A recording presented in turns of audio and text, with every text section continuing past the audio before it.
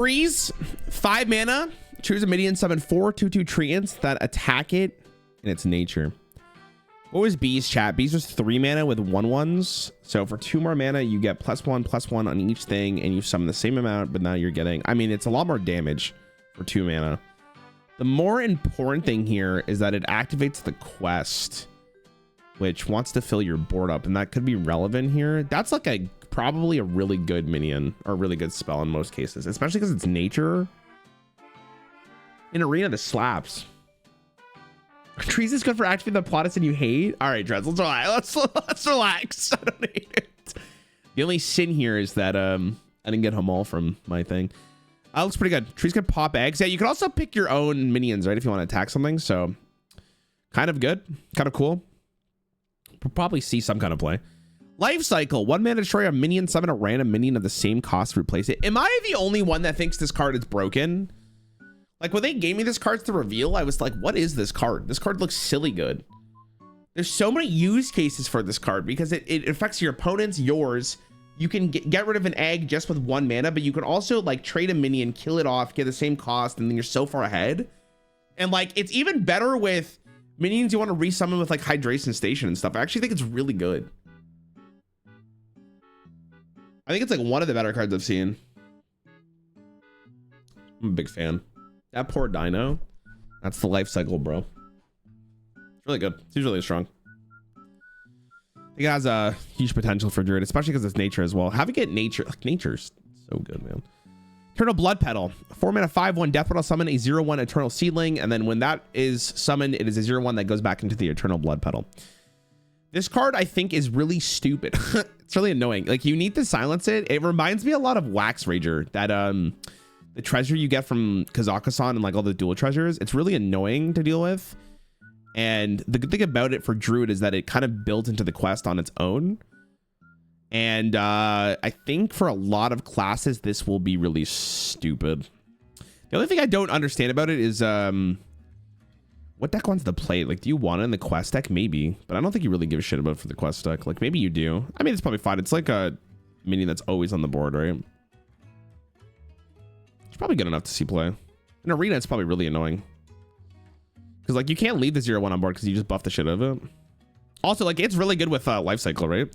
You have this die, you life cycle it, you get a 4-drop, and this goes back to being an Eternal Bloodpetal, and then your opponent has to answer it again. You can even kill it with bees, but I don't think that's really necessary. Druid looks really good.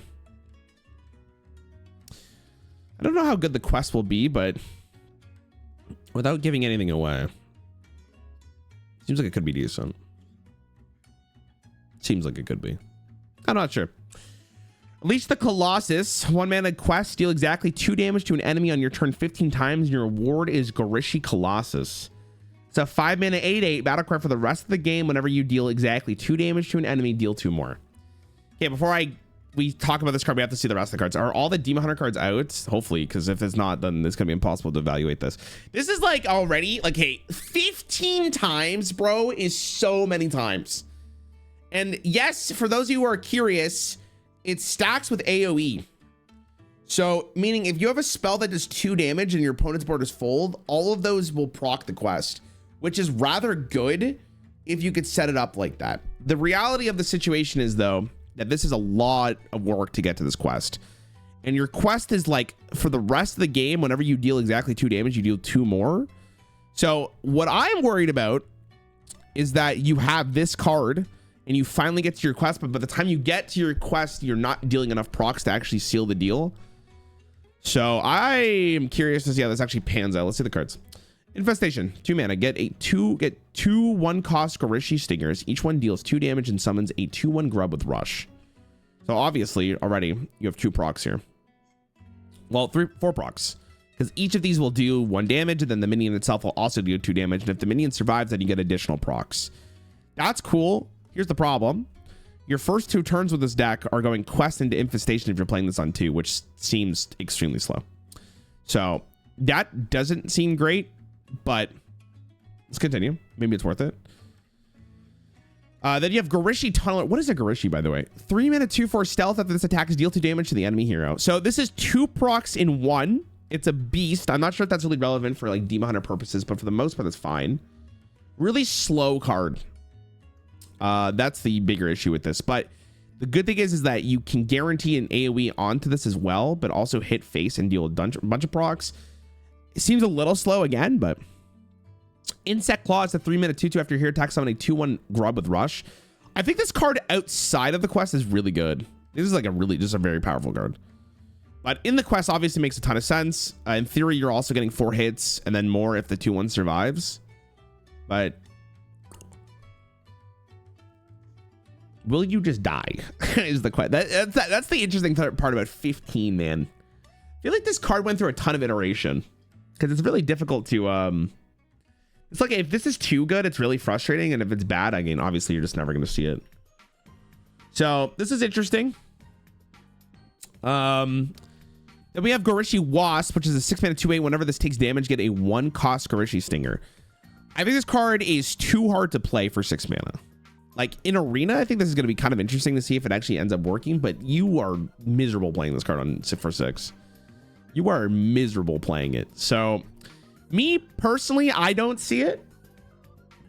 But if it lives and you have a bunch of ways of proccing the quest, maybe, but I literally don't think this is going to be playable. So that's unfortunate. I get their idea though. I'd rather have like a 5-mana 2/6, I think, but I get what they were going for. Silithid Queen is a 5-mana 5/2 rush with Kindred. Give your hero 5+ attack this turn. So you're kind of putting like a bunch of beasts together. Demon Hunter doesn't really have like a beast package as far as I'm aware. Like kind of, or the Dreadsteed's beast themselves, but I mean it doesn't proc the Kindred with it. So I think it's really, I don't know. This one's fine. It looks kind of like an arena card, to be honest. Now that I have more arena experience, it's kind of good. What is Kindred? It's like last turn if you play a beast, pretty much. Last turn you have to play the same spell school or type. So yeah. Then we have Bugsquasher, a 4-mana 5/3 battle cry, deals 6 damage to an enemy minion with a type. There's a card from like way back in the day. I think it's like deal 6 damage to a dragon. Hold on.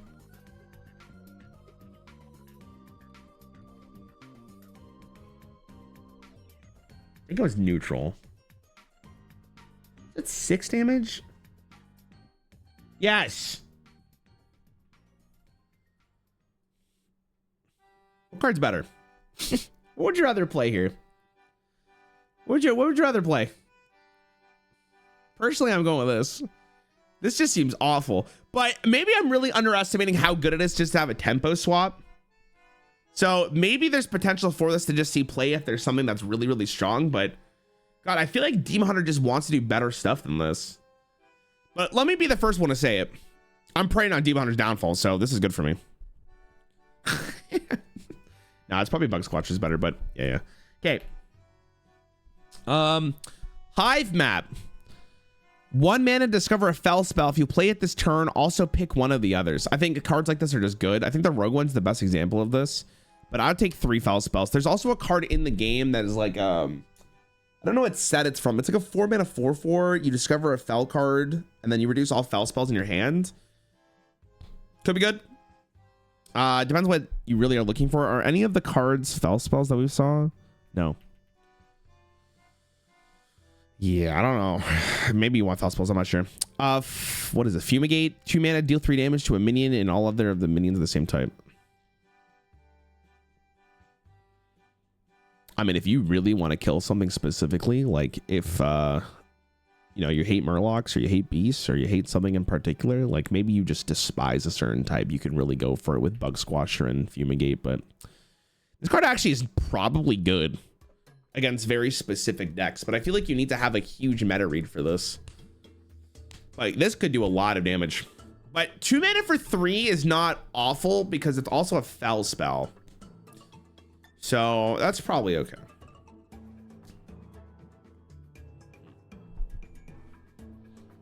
Combo with Amalgam. Does it work with Amalgam like that? I don't know. I have no idea.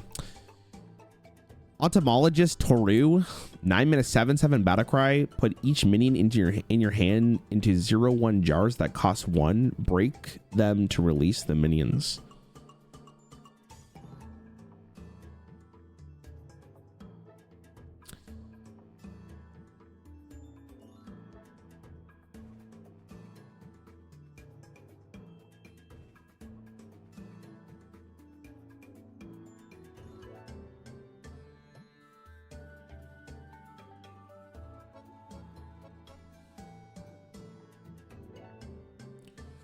Why is this 9 mana?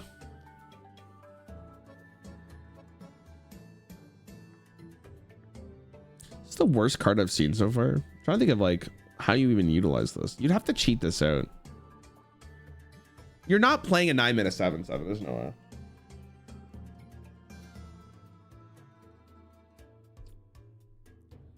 I think of like what you would want to do for this. You can maybe set up a board that's like really good with Eldari Inquisitors with 2 of them, but that seems like Disneyland. Probably ass. I mean, if that's Demon Hunter's entire set, like, I mean, this may be my favorite expansion of all time. Why would you want this? Each in your hand is your 1 jars that cost 1. Break them to release them.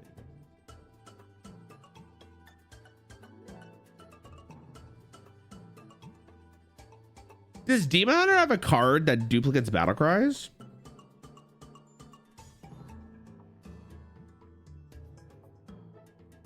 Like, I think this is horrible. Maybe you like with Death Knight? I don't know. Okay, Warlock. Escape the Underfell. 1 mana quest. Play 6 temporary cards. Reward Underfell Rift. Okay, the Underfell Rift is a 5 mana card. And then you open a rift to the Underfell. Throw a card to summon 2 random Fell Beasts. The Fell Beasts are a 5 mana 5/3 rush with Lifesteal. 5 mana 4/4 charge elusive. 5 mana 3/5 taunt reborn. And like this just stays on board. Really reminiscent of the Angora quest. Temporary cards here. Okay, without seeing the rest of the cards, I can tell you right now that this is probably gonna be really feast or famine. This card probably is really good if you got it on early, but I think later on it's gonna just not be good enough. But let's continue. Deathrot Maw, 6 mana 2/8 taunt death battle summon a random Fell Beast, unplayable. Bloodpetal Biome, 1 mana discover a temporary 1 cost minion and has 2 durability. Okay, so what, you go this on 1, this on 2, you play a 1 cost that you're already won in your quest. Not too bad. You can run 2 of them. Okay, cool. Tunnel Terror, 3 mana 4/3 death rattle, get 2 random temporary 2 cost minions. I mean, like, you curve. Like, I'll give you that. But this deck is under the, I feel like with this quest, you're under the influence that your opponent is doing literally nothing to stop you, or like not putting any pressure on you. But because like this is just, oh my god, feels 3 mana 4/3s in 2025. I don't know, man. Splunker is a 2 mana 2/3 battle cry. Your next temporary card costs 2 less. I mean, that is maybe more reasonable here than I could see it, but again, I feel like you're kind of not excited to play a card like this. Go back to this card. Curse Catacombs, 0 mana, discover a minion from your deck, make it temporary. Okay, this is a very good card. I like this card a lot, actually. That card's good. This card, okay, regardless of the quest, this card's good. Like, you are probably putting this in almost every Warlock deck just because of the potential of just getting a 0 mana, get a card from your deck. Like, that is really good. But I literally think the quests might be too slow.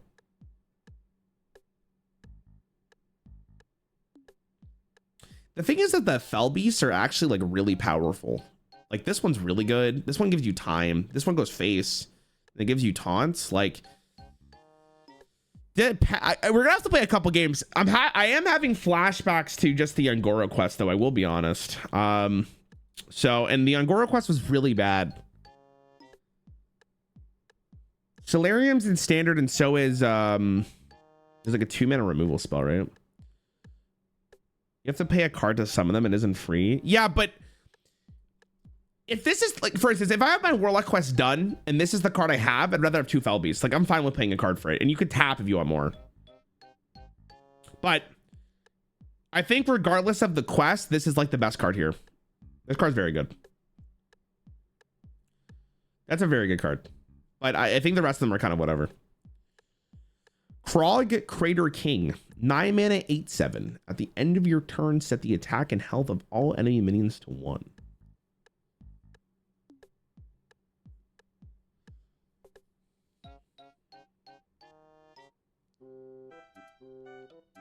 That is a really interesting card. I feel like it's not fast enough though.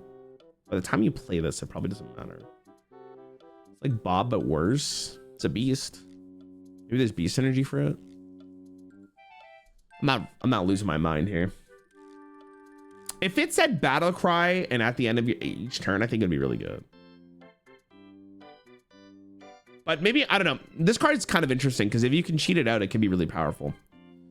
So this one I'm like iffy on. It could be okay. Like, could be okay. Not the worst card I've ever seen. Whisper. Wait, what the hell? Wait, was this like revealed between the Warlock cards? Whispering Stone, 5 mana, 0/8 taunt. Death Rattle, get 2 random fell spells. They cost health instead of mana.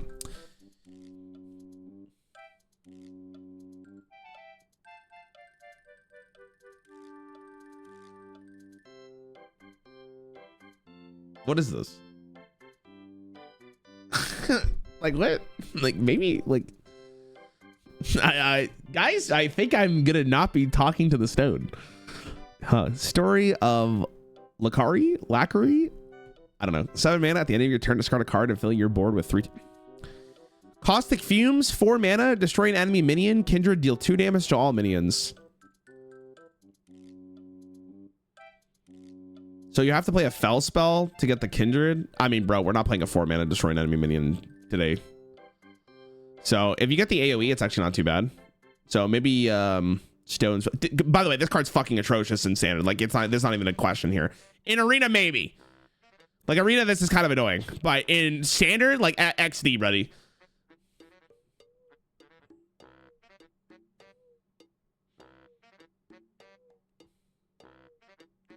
Maybe I could see it. Razadar, I don't know. 4 mana 7/7 battle card. Discard a random card from your hand. That's about Kindred. Your opponent hit and instead. 4 mana 7/7 for discarding a card from my hand is not even the worst thing in the world. Kindred obviously is good, and it's a demon and a beast.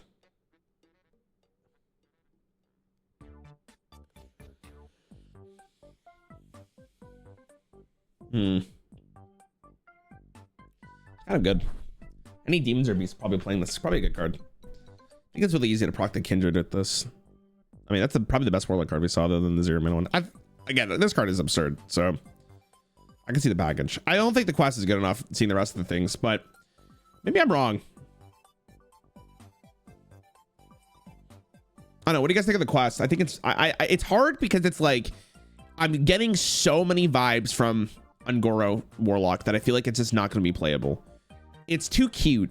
Like, you know, like it's not, it's too cute. Like what does this do against like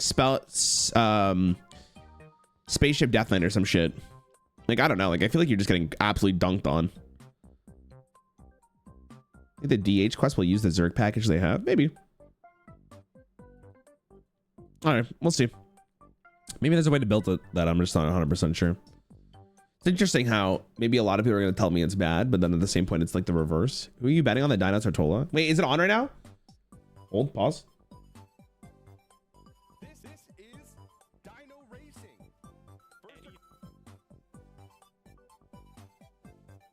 Okay, we're getting back to card reveals. Hold on. We'll get back to these.